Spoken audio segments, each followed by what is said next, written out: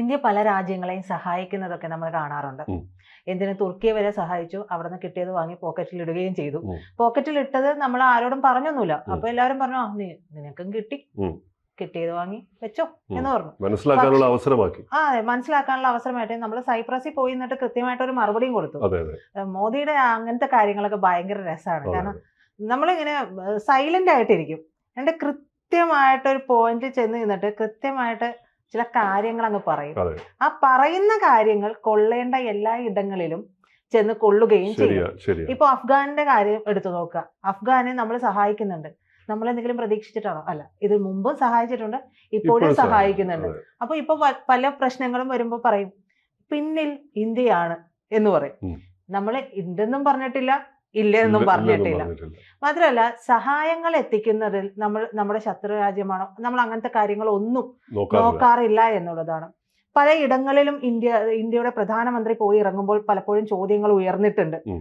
എന്തിനാണ് ഇപ്പോ ഇത്രയും ചെലവ് നടത്തി ഉം. അവിടെ പോകുന്നത് എന്നുള്ളത്. ഉം. അതിന്റെ എല്ലാം ഗുണങ്ങൾ അറിഞ്ഞത് നമ്മൾ ഈ കഴിഞ്ഞ ഇട ദിവസങ്ങളിലൊക്കെ ആയിട്ടാണ്. ഉം. ഇപ്പോൾ അറിയുന്നു വീണ്ടും ഒരു പദ്ധതിയുമായിട്ട് ഇന്ത്യ ഇറങ്ങുന്നു. പദ്ധതിയല്ല, ആക്ച്വലി അത് ആ ഒരു രാജ്യത്തെ സഹായിക്കുകയാണ്. ഉം. അതായത് അതിദാരിദ്ര്യത്തിലായിട്ടുള്ള എത്തോപ്യ എന്ന് പറയുന്ന ആ ഒരു ഇതിനെ നമ്മൾ സംരക്ഷിക്കുകയാണ്. സംരക്ഷിക്കുമ്പോൾ അവരിൽ നിന്ന് നമുക്ക് കിട്ടുന്ന ഒരു സ്നേഹ വായ്പ, അതെ അതെ ആ സ്നേഹ വായ്പ തന്നെയാണ് നമ്മൾക്ക് ഏറ്റവും പ്രധാനം. അതെ. ബാക്കി എന്ത് എന്നുള്ളത് പിന്നീടുള്ള കാര്യങ്ങളാണ്. അതെ. എന്താണ് എത്തോപ്യയുമായിട്ട് ഇപ്പൊ നമുക്കുള്ള കരാർ? ആഡിസ് അബാബയിൽ നടന്ന ഈ വലിയ ചർച്ചകൾക്കും ന്യൂഡൽഹിയിൽ നടന്ന ചർച്ചകൾക്കും ശേഷമാണ് ഇങ്ങനെ ഒരു കരാറിലേക്ക് ഇന്ത്യ എത്തിപ്പെട്ടിരിക്കുന്നത്. ഈ കരാറിന്റെ പേര് ആഫ്രിക്കയുടെ ഭക്ഷ്യഭാവിയെ തന്നെ മാറ്റി എഴുതുകയാണ് ഇന്ത്യ എന്ന് ആണ് ഇതിനെ നിരീക്ഷിക്കുന്നത് പറയുന്നത്. എത്യോപ്യ വൻകിട അരി ഉൽപാദക രാജ്യമായിട്ട് മാറ്റാനാണ് ഇന്ത്യയുടെ പദ്ധതി. വൻകിട അരി ഉൽപാദനം, അപ്പം എത്യോപ്യയിൽ അരി ഉൽപ്പാദിപ്പിക്കുന്നില്ലേ എന്ന് ചോദിച്ചാൽ അത് വളരെ കുറവാണെന്നും ഒരു ആഫ്രിക്കയുടെ അരിദാരിദ്ര്യം പരിഹരിക്കാൻ വേണ്ടിയാണ് ഇന്ത്യയുടെ ഈ സമഗ്രമായ പദ്ധതി എന്ന് ഒറ്റ വാക്കിൽ പറയേണ്ടി വരും. ഭക്ഷ്യദാരിദ്ര്യം ആഫ്രിക്ക നേരിടുന്ന ഭക്ഷ്യദാരിദ്ര്യമാണല്ലോ. ഓരോ രാജ്യവും നമ്മളിപ്പോൾ ഓരോ സുഡാനിലൊക്കെ കണ്ടിട്ടുണ്ട്, എലുമ്പിച്ച എല്ല് പോലെ, എല്ല് മാത്രം അസ്ഥികൂടം മാത്രമായ മനുഷ്യർ. അവിടെ മാത്രമല്ല, ആഫ്രിക്ക ആ ചിത്രം മാറിക്കൊണ്ടിരിക്കുന്നേ ഉള്ളൂ. അപ്പോൾ അത്രയും സമ്പന്നമായിട്ടുള്ള ഫലഭൂയിഷ്ടമായിട്ടുള്ള മണ്ണുള്ള ഒരു രാജ്യമാണ്. ആ രാജ്യത്തിനെ ഉപയോഗപ്പെടുത്താൻ, കാർഷിക രീതികൾ ഉപയോഗപ്പെടുത്താൻ, ആധുനിക കൃഷി സമ്പ്രദായങ്ങൾ അപ്ലൈ ചെയ്യാനൊക്കെയുള്ള സഹായങ്ങൾ അവർക്ക് ആവശ്യമുണ്ട്. ആ മണ്ണിനെ പിന്നെ വെസ്റ്റേൺ കൺട്രീസ് വന്നിട്ട് അതിനെ ചൂഷണം ചെയ്തിട്ട് അവിടുത്തെ ഈ പറഞ്ഞ നിധികൾ എന്ന് പറയുന്നത് അവിടുത്തെ പിന്നെ എണ്ണ, അതല്ലെങ്കിൽ മറ്റ് ഈ ഖനികളൊക്കെ കുഴിച്ചെടുത്തിട്ട് അത് മുഴുവൻ ലൂട്ട് ചെയ്ത് കൊണ്ടുപോവുകയാണ്. അപ്പൊ അതിന് പകരം ഇന്ത്യയുടെ രീതി എന്ന് പറയുന്നത് ആഫ്രിക്ക ഈ പറയുന്ന എത്യോപ്യ പോലുള്ള രാജ്യം, എത്യോപ്യക്ക് ഇന്ത്യയുമായിട്ട് പ്രത്യേകിച്ച് കേരളമൊക്കെ ആയിട്ട് വലിയ അടുത്ത ബന്ധമുണ്ട് ഇവിടെ. കാര്യം എന്ന് വെച്ചിട്ടുണ്ടെങ്കിൽ ഇവിടെ ഈ എത്യോപ്യയിൽ പഠിപ്പിക്കുന്ന അധ്യാപകർ നല്ലൊരു ശതമാനവും ഈ ഇന്ത്യൻ അധ്യാപകരാണ്. അവിടുത്തെ സ്കൂളുകളിലൊക്കെ പഠിപ്പിക്കുന്ന, കോളേജുകളിലൊക്കെ പഠിപ്പിക്കുന്ന അധ്യാപകർ, വലിയ ബന്ധമുള്ള അധ്യാപകരുടെ വലിയൊരു ശൃംഖല തന്നെ അവിടെയുണ്ട്. വലിയൊരു സമൂഹം അവിടെയുണ്ട് എത്യോപ്യൻ എയർലൈൻസ് നമുക്കറിയാം, വളരെ ശ്ലാഘനീയമായ രീതിയിൽ ലോകമെമ്പാടും എയർലൈൻ രംഗത്ത് പ്രവർത്തിക്കുന്ന ഒരു വലിയൊരു എയർലൈൻ കമ്പനിയാണ്. എനിക്കതിൻ്റെ ഇന്റർനാഷണൽ വൈസ് പ്രസിഡന്റ് എൻ്റെ ഒരു സുഹൃത്താണ്, തടേസ എന്നാണ് അദ്ദേഹത്തിന്റെ പേര്. ഞാൻ അവരൊക്കെ ആയിട്ട് അവരുടെ പ്രോഗ്രാമിലൊക്കെ ഇടയ്ക്ക് പങ്കെടുക്കാറുണ്ട്. വലിയ സ്നേഹസമ്പന്നരായിട്ടുള്ള ആളുകളാണ്. അപ്പം ഇങ്ങനെയുള്ള രാജ്യത്തേക്കാണ് ഇന്ത്യ ഈ ലോകത്തിലെ ഏറ്റവും വലിയ അരി കയറ്റുമതി രാജ്യമാണ് നമ്മൾ. അപ്പൊ സാങ്കേതിക വിദ്യ നിക്ഷേപങ്ങൾ ഉപയോഗിച്ച് എത്യോപ്യ നിലവിൽ അരി ഇറക്കുമതി ചെയ്യുന്ന രാജ്യത്തിൽ നിന്ന് ഇറക്കുമതി ചെയ്യാണ് ഇപ്പോൾ അവർ, ഇമ്പോർട്ട് ചെയ്യാണ് ഇപ്പോൾ നിലവിൽ.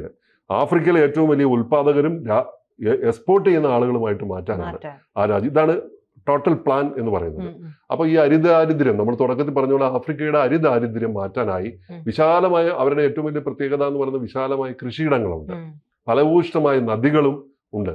എന്നിട്ടും ഓരോ വർഷവും $6 ബില്യൺ മൂല്യമുള്ള അരിയാണ് ഇറക്കുമതി ചെയ്യേണ്ടി വരുന്നത് ഏഷ്യൻ രാജ്യങ്ങളിൽ നിന്ന്. അത് മാറ്റാനാണ് എത്യോപ്യക്ക് മാത്രം 1.5 മില്യൺ ഹെക്ടറിലധികം കൃഷിക്ക് അനുയോജ്യമായ ഭൂമിയുണ്ട്. ഇത്രയും വലിയ ഭൂമിയുണ്ട്, 1.5 മില്യൺ ഹെക്ടർ, ചെറിയൊരു സ്ഥലമല്ലല്ലോ. അപ്പൊ അത്രയും ഇതിന്റെ വലിയൊരു ഭാഗം ഉപയോഗിക്കപ്പെടാതെ കിടക്കുകയാണ്. നമുക്ക് ഈ യാത്ര ചെയ്യുമ്പോൾ കാണാം, നമ്മളെ ഈ കേരളത്തിൽ പോലും നമ്മളെ പാടങ്ങളൊക്കെ എത്രത്തോളം തരിശായി കിടക്കുകയാണ്, വെള്ളം കയറി ഒരാൾ പോലും ഉപയോഗിക്കാതെ. നമ്മുടെ ചില കൃഷി കൂട്ടായ്മകളൊക്കെ അത് വീണ്ടും തിരിച്ചു പിടിക്കുന്നുണ്ട്. അപ്പൊ എന്തായിരിക്കും ഈ എത്യോപ്യയെ പോലുള്ള ഒരു സ്ഥലത്തെ 1.5 മില്യൺ ഹെക്ടർ എന്ന് പറയുമ്പോൾ എത്രത്തോളം വിശാലമായ സ്ഥലമുണ്ടെന്നൊന്ന് ആലോചിച്ച് നോക്കൂ. അപ്പോൾ ഇത് ഒരു പദ്ധതിയാണ്. ഈ പദ്ധതിയിലേക്ക്, ഈ സ്ഥലത്തേക്കാണ് നഗരവൽക്കരണവും ജീവിതത്തിന്റെ മാറ്റങ്ങളും കാരണം 30 വർഷത്തിനിടയിൽ ആഫ്രിക്കയിലെ വാർഷിക അരി ഉപയോഗം 9 മില്യൺ നിന്ന് 40 മില്യൺ ടണ്ണായി ഉയർന്നിരിക്കുന്നു. ആഫ്രിക്കയിലെ നഗരവൽക്കരണം, അത് ഉപയോഗിക്കുന്ന ആളുകളുടെ എണ്ണം കൂടിയിരിക്കുന്നു. അപ്പൊ അത് ഈ അരിയുടെ ഉപയോഗം 9 മില്യൺ നിന്ന് 40 മില്യൺ ആയിട്ട് ഉയർന്നു. ടണ്ണാണേ. 2035 ഇത് 50 മില്യൺ ടൺ കടക്കുമെന്നാണ്. എന്ന് വെച്ചാൽ അതിദ്രുതം അരിയുടെ ആവശ്യം ഉയർന്നിരിക്കുന്നു എന്നാണ്. അപ്പം ഉൽപാദനത്തിനനുസരിച്ച് ഉപഭോഗം ഉയരാതിരിക്കുന്നതാണ് വലിയ പ്രതിസന്ധിക്ക് കാരണമാകുന്നത്.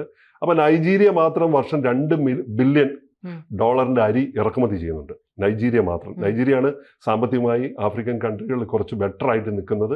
അവിടെ ഉൽപാദന മേഖലകളൊക്കെ വളരെ ശക്തമായതുകൊണ്ട് തന്നെ അവരിപ്പോൾ $2 ബില്യൺ അരിയാണ് ഇറക്കുമതി ചെയ്യുന്നത്. ഇവിടെയാണ് ഇന്ത്യയുടെ സമഗ്രമായ സഹായഹസ്തം എന്ന് പറയുന്നത്. ദശാബ്ദങ്ങൾ പാരമ്പര്യമുള്ള അരികൃഷിയിലെ പരിചയം ഇത് പങ്കുവെച്ചുകൊണ്ടാണ് സാമ്പത്തിക സഹായത്തിനൊക്കെ അപ്പുറത്ത് ഈ സമഗ്രമായ ഈ കാർഷിക കൂട്ടായ്മ, അങ്ങനെയാണ് നമ്മൾ വിളിക്കുന്നത്. ഈ കാർഷിക കൂട്ടായ്മ എന്നാണ് ഇതിനെ വിളിക്കുന്നത്. സാങ്കേതികമായ കൈമാറ്റങ്ങളുണ്ട്. ഏറ്റവും ഉയർന്ന വിളവ് നൽകുന്ന അരി വർഗ്ഗങ്ങൾ, ഈ അരി വിത്തിനങ്ങളുണ്ട്. മികച്ച ജലസേചന മണ്ണ് പരിശോധന രീതികൾ, അവർക്കത് ഇപ്പോൾ അതില്ല. പക്ഷെ മണ്ണിന്റെ pH ലെവൽ പരിശോധിച്ചുകൊണ്ട് അതിൽ ഏത് തരത്തിലുള്ള കൃഷിയാണ്, എന്തെല്ലാം മൂലകങ്ങളുടെ കുറവാണ് അവിടെ ഉള്ളതെന്ന് പരിശോധിച്ചുകൊണ്ട് അങ്ങനെ ചെയ്യുന്ന കൃഷിയുടെ യന്ത്രവൽക്കരണം, ആധുനിക മെക്കനൈസേഷൻ ഉണ്ട്. അപ്പൊ അത് പരിശീലനങ്ങൾ നൽകും. അപ്പോൾ ആധുനിക കൃഷി രീതികൾ ഇസ്രായേൽ പോലുള്ള രാജ്യങ്ങളൊക്കെ ആയിട്ട് ചേർന്നുകൊണ്ട് റോബോട്ടിക് കൃഷി സമ്പ്രദായങ്ങളൊക്കെ ഇന്ത്യയിൽ നടപ്പാകുന്നുണ്ട്. അതൊക്കെ അവിടെയും നടപ്പാക്കാൻ കഴിയുമെന്നാണ്. അപ്പൊ വൻ നിക്ഷേപമാണ് ഇന്ത്യൻ കമ്പനികൾ എത്യോപ്യയിൽ വാണിജ്യ അടിസ്ഥാനത്തിലുള്ള വലിയ കൃഷിയിടങ്ങളിലും ട്രാക്ടറുകൾ, അരിമില്ലുകൾ, പ്രോസസ്സിംഗ് പ്ലാന്റുകളൊക്കെ ചെയ്യുമ്പോൾ വരാൻ പോകുന്നത്. ഇത് ഇന്ത്യൻ കമ്പനികളെ സംബന്ധിച്ച് വലിയ അവസരങ്ങളാണ്. ഈ കൃഷിയിടങ്ങളിൽ കൃഷി ചെയ്യണം, ട്രാക്ടർ വേണം, പിന്നെ തൊഴിലാളികൾ വേണം, അരിമില്ലുകൾ അത് പ്രോസസ്സ് ചെയ്യാൻ വേണം, പ്രോസസ്സിംഗ് പ്ലാന്റുകൾ വേണം, അത് എക്സ്പോർട്ട് ചെയ്യാനുള്ള കാര്യങ്ങൾ വേണം, ബ്രാൻഡുകൾ നിർമ്മിക്കണം, ഒക്കെ വേണം. അപ്പോൾ അതിനൊക്കെ ഒരു വലിയൊരു സാധ്യതയാണ് അവിടെ കിടക്കുന്നതെന്ന് പറയുന്നത്. അപ്പം അതിനുള്ള പരിശീലനം, അതിനുള്ള വിദ്യാഭ്യാസം. അപ്പോൾ എത്യോപ്യൻ വിദ്യാർത്ഥികൾക്ക് ഇന്ത്യൻ കാർഷിക സർവകലാശാല, നോക്കൂ എത്രത്തോളം അവസരങ്ങളാണ് നമ്മുടെ കാർഷിക സർവകലാശാലകളിൽ, നമ്മുടെ മണ്ണൂത്തി പോലുള്ള സർവകലാശാലകളിൽ, അല്ലെങ്കിൽ തിരുവനന്തപുരത്തെ മറ്റ് കാർഷിക സർവകലാശാലകളൊക്കെ എത്യോപ്യൻ സ്റ്റുഡൻസിന് പഠിക്കാനും നമ്മുടെ കൃഷി സമ്പ്രദായങ്ങൾ ഇവിടെ വന്ന് പഠിച്ചിട്ട് ഒരു അസോസിയേഷനോട് കൂടി തന്നെ ഈ വിദഗ്ധന്മാരുടെ നേതൃത്വത്തിൽ പുതിയ കാർഷിക പരിശീലനങ്ങൾ നൽകിക്കൊണ്ട്, അടിസ്ഥാന സൗകര്യങ്ങളുടെ വികസനം നൽകിക്കൊണ്ട് അവിടെ പോയി കൃഷി ചെയ്യുക എന്ന് പറയുന്നത്, അവരെ കൃഷിയിലേക്ക് ആകർഷിക്കുകയും അവരെ കൊണ്ടുപോവുകയും കേപ്പബിൾ ആക്കി മാറ്റുകയും ചെയ്യുക എന്നുള്ളത്. അപ്പോൾ അടിസ്ഥാന സൗകര്യങ്ങൾ എന്തൊക്കെയാണ് വേണ്ടത്? പിന്നെ ഗോഡൌണുകൾ, ജലസേചനത്തിലുള്ള കനാലുകൾ, നദികളെ ചാല് തിരിച്ചിട്ട് മറ്റു സ്ഥലങ്ങളിലേക്ക് കൊണ്ടുപോവുക, മാർക്കറ്റുകളിലേക്കുള്ള ഇത് സ്റ്റോർ ചെയ്യണ്ടേ, ലോജിസ്റ്റിക്സ് വേണ്ടേ. അപ്പൊ ഈ ലോജിസ്റ്റിക്സിനുള്ള മാർക്കറ്റിലേക്കുള്ള സ്റ്റോറുകൾ വേണം. ആ സ്റ്റോറുകൾ ഗോഡൌണിൽ നിന്ന് പരസ്പരം ബന്ധപ്പെടുന്ന തുറമുഖങ്ങളിലേക്കോ അല്ലെങ്കിൽ മറ്റ് യാത്രാ മാർഗങ്ങളിലേക്കോ ബന്ധപ്പെടുത്തുന്ന റോഡുകളുടെ വികസനം, അങ്ങനെ എല്ലാം കൂടെ വെച്ചിട്ടുള്ള സമഗ്രമായ ഒരു പ്ലാനാണ് എത്യോപ്യയുടെ ഇവർക്ക് നമ്മൾ അവർക്ക് നൽകിയിരിക്കുന്നത്. അപ്പോൾ എത്യോപ്യയുടെ ലക്ഷ്യങ്ങൾ എന്ന് പറയുന്നത് 2027 സ്വയം പര്യാപ്തത, 3 വർഷം കഴിയുമ്പോൾ 2 വർഷം കഴിയുമ്പോൾ സ്വയം പര്യാപ്തത നേടണമെന്ന് അവരുടെ ദേശീയ അരി തന്ത്രം, അവരൊരു മിഷനായിട്ടാണ് 2020-നും 2030-നും ഇടയിൽ അതുവഴി സുപ്രധാനമായ ലക്ഷ്യങ്ങളാണ് വെക്കുന്നത്. 2027 അരിയുടെ കാര്യത്തിൽ സ്വയം പര്യാപ്തത നേടണം. നിലവിലെ കൃഷിയിടം 1.5 മില്യൺ ഹെക്ടറായി വിപുലപ്പെടുത്തണം കൃഷി. വിളവ് നിലവിൽ 1 ഹെക്ടറിൽ നിന്ന് ലഭിക്കുന്നതിന്റെ 3 ടണ്ണിൽ നിന്ന് 5 ടണ്ണായി ഉയർത്തണം. 1 ഹെക്ടറിൽ നിന്ന് ഇപ്പോൾ ലഭിക്കുന്ന വിള എന്ന് പറയുന്നത് 3 ടണ്ണാണ് അവർക്ക് ലഭിക്കുന്നത്. അത് 5 ആയിട്ട് ഏകദേശം ഇരട്ടിയോളമായിട്ട് ഉയർത്തണം എന്നാണ്. അപ്പൊ ചെറുകിട കർഷകരെ വിപണികളുമായി ബന്ധിപ്പിച്ച് തൊഴിലവസരങ്ങൾ സൃഷ്ടിപ്പിക്കണം. അടുത്ത 2 പതിറ്റാണ്ടിനുള്ളിൽ എത്യോപ്യയുടെ അരി ഉൽപാദനം ലക്ഷക്കണക്കിന് ടണ്ണുകളിലേക്ക് ഉയർത്തുക എന്ന ലക്ഷ്യമുണ്ട്. ഇനിയിപ്പോൾ ഇങ്ങനെ ചെയ്യുമ്പോൾ ഒരാളെ നമ്മളിങ്ങനെ ഉയർത്തുകയാണല്ലോ, ഇങ്ങനെ ഉയർത്തുമ്പോൾ നമുക്ക് ലഭിക്കുന്ന പിന്നെ നേട്ടങ്ങൾ എന്തൊക്കെയാണെന്ന് നോക്കാം. ഈ പിടിക്കാൻ പോകുന്ന പക്ഷിയെ പേടിപ്പിക്കരുത് എന്ന് ഒരു അമേരിക്കൻ സെയിങ് ഉണ്ട്, അമേരിക്കൻ പഴമൊഴിയുണ്ട്. പിടിക്കാൻ പോകുന്ന പക്ഷിയെ പേടിപ്പിക്കരുത്. ആ പേടിപ്പിക്കാന്ന് വെച്ചാൽ സ്നേഹത്തോടെ അതിനെ കൂടെ നിർത്തുക. അത് അവരുമായിട്ട് നമ്മൾ പിടിക്കാൻ പോകുന്നുണ്ടെങ്കിൽ ആ പക്ഷിയെ നമ്മൾ സ്നേഹത്തോടെ കൂടെ നിർത്തിയിട്ട് അത് നമ്മുടെ കയ്യിൽ വന്നിരിക്കുമ്പോൾ അതിനെ പിടിക്കാൻ പറ്റുന്ന, കൂട്ടിലിടാൻ പറ്റുന്ന ഒരു അവസ്ഥയുണ്ട്. ഇങ്ങനത്തെ ഒരു പ്രായോഗിക സമീപനമാണ് ഇന്ത്യ സമീപിക്കുന്നത്. എനിക്ക് ഈ ഒരു വാർത്ത കണ്ടപ്പോൾ തോന്നി. അത് ഇന്ത്യക്ക് ലഭിക്കുന്ന നേട്ടങ്ങൾ നമ്മൾ നോക്കിയാൽ ഈ സഹകരണം വഴി ഇന്ത്യക്ക് ആഫ്രിക്കൻ ഭൂഖണ്ഡങ്ങളിൽ തന്ത്രപരമായ ഇടങ്ങൾ കിട്ടും. മനസ്സിലേക്കാണ് നമ്മൾ ഭക്ഷണത്തിലൂടെ കയറുന്നതിനേക്കാൾ വലിയ ഒരു തന്ത്രപരമായ നീക്കം വേറെ ഇല്ല. നമ്മളെ സ്വാധീനിക്കാൻ, വയറിനെ സ്വാധീനിച്ചുകൊണ്ട് നാവിനെ സ്വാധീനിച്ചുകൊണ്ട് കയറുന്നതിനേക്കാൾ വലിയ ഒരു വഴിയില്ല എന്നാണ്. മനസ്സിലേക്ക് കുടിയേറാൻ പറ്റും. അപ്പൊ ആഫ്രിക്കയിൽ ഭൗതികവും രാഷ്ട്രീയവുമായ സ്വാധീനം വർദ്ധിപ്പിക്കാൻ ഇത് ഇന്ത്യയെ സഹായിക്കും. കൃഷിയന്ത്രങ്ങളും വിത്തുകളും ഉൾപ്പെടെയുള്ള ഇന്ത്യൻ ഉൽപ്പന്നങ്ങൾക്ക് വലിയ വിപണിയാവും. അതൊരു വലിയ നേട്ടമാണ്. ആഫ്രിക്കയിൽ വർദ്ധിച്ചു വരുന്ന ചൈനയുടെ സ്വാധീനത്തെ സന്തുലിതമാക്കാനും ഇത് സാധിക്കും. ചൈന നേരെ വന്നിട്ട് അവരുടെ കൃത്യമായിട്ടുള്ള ബിസിനസ് താല്പര്യങ്ങൾ കോളനിവൽക്കരണം നടത്തി അവരെ ലൂട്ട് ചെയ്ത പോലെ കൊണ്ടുപോവുകയാണ് ചെയ്യുക. അവർ സഹായിക്കുന്നൊന്നുമില്ല. അതിന് പകരം അവരുടെ ലക്ഷ്യം വ്യക്തമാണ്, നിഗൂഢവും ലക്ഷ്യവും വ്യക്തമാണ്. എങ്കിലും അവർക്ക് ലാഭമുണ്ടാക്കുക മാത്രമാണ്, കൈയൊഴുക എന്ന് മാത്രമാണ് അവരുടെ ലക്ഷ്യം.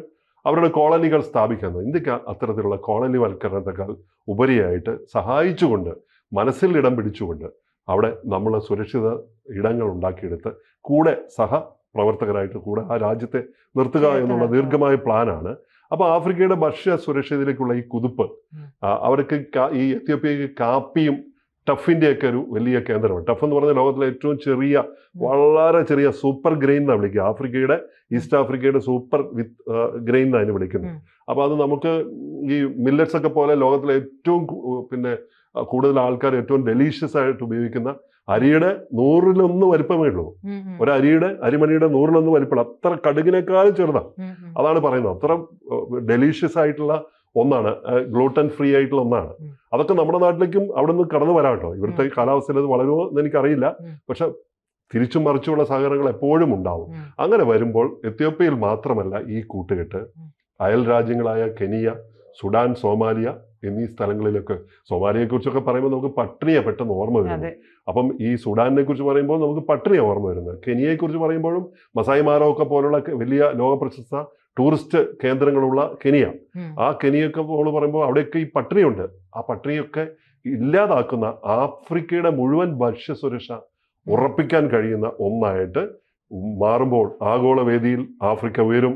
ആ ഉയർച്ച, അതിൻ്റെ പിന്നിലുള്ള ഇനി ഭക്ഷണം ഇറക്കുമതി ചെയ്യേണ്ടാത്ത സ്വയം പര്യാപ്തത നേടുന്ന ഒരു ആഫ്രിക്ക വരുമ്പം ആ ആഫ്രിക്ക ലോകത്തെ തന്നെ ചോദ്യം ചെയ്യാൻ പറ്റുന്ന രീതിയിൽ തയ്യാറെടുക്കുന്ന ഈ ആഫ്രിക്ക പിന്നിൽ ചോദ്യം ചെയ്യപ്പെടാത്ത ശക്തിയായിട്ട് ഇന്ത്യ വളരുമ്പോൾ ഇന്ത്യയുടെ മാസ്റ്റർ പ്ലാൻ അതിഗംഭീരമായി കാർഷിക മാസ്റ്റർ പ്ലാനായിട്ട് ഇതിനെ കാണേണ്ടിയിരിക്കും.